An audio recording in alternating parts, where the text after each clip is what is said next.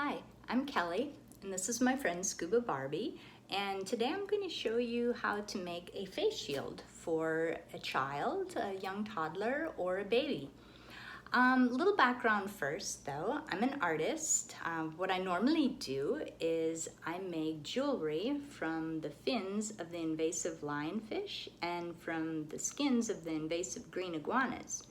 But since we're in lockdown and the lionfish aren't exactly jumping out of the water and the iguanas aren't falling out of the trees, I decided I would do something good for the community. And like so many others, I jumped on the bandwagon and I'm making reusable masks for adults and children.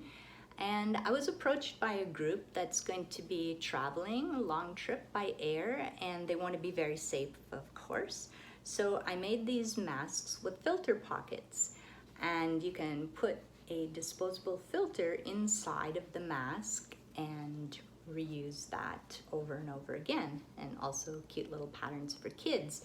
But they also had a 16-month-old baby traveling with them, and as you probably know, it's not safe to use a mask on a baby or a very young toddler because of the suffocation hazard.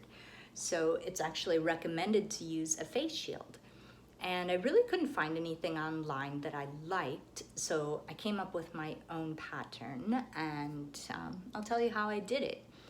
But what I did is I made the actual shield out of very flexible plastic, very soft plastic. It's the plastic that people use when they cover their furniture. They don't want to get stains on their furniture.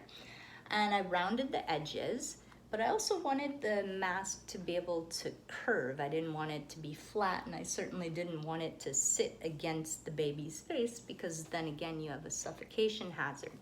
So I used pipe cleaners. And I used double-sided bias tape. So what I did is I took the double-sided bias tape, so it kind of looks like this, and it goes around the edge of the face shield, and then I sandwiched the pipe cleaners inside of that bias tape. So I've got one pipe cleaner going that way, and then one pipe cleaner going this way. And I had an overlap, because you want to have a little bit of an overlap, because if they're butted up, as I learned, then you're going to get a crease in your face shield. So make sure you overlap it and do that.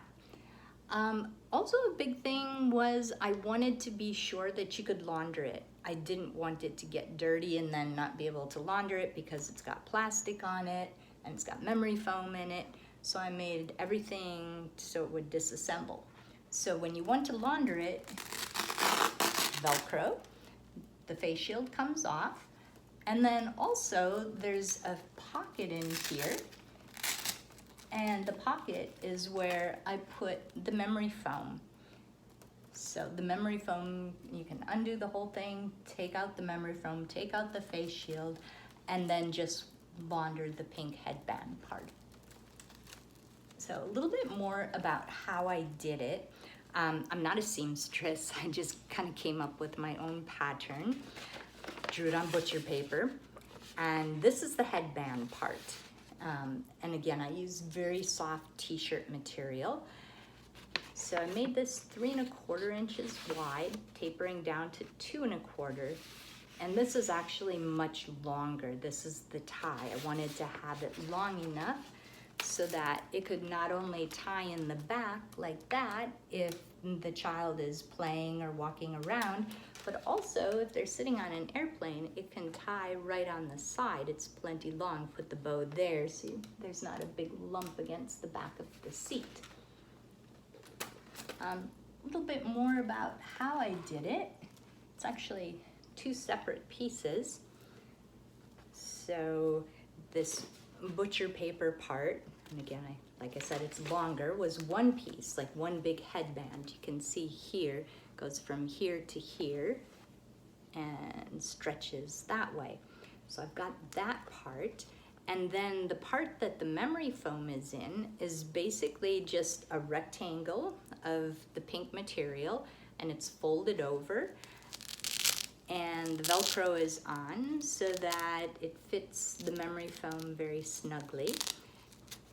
And then there's also, of course, the Velcro sewn on here so that the face shield can be put on.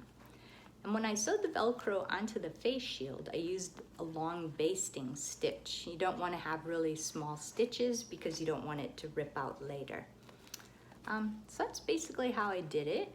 I'm sharing it with you so that if you want to try making one also, you can do that. And the more people out there making protective gear, the better. So happy sewing and safe travels.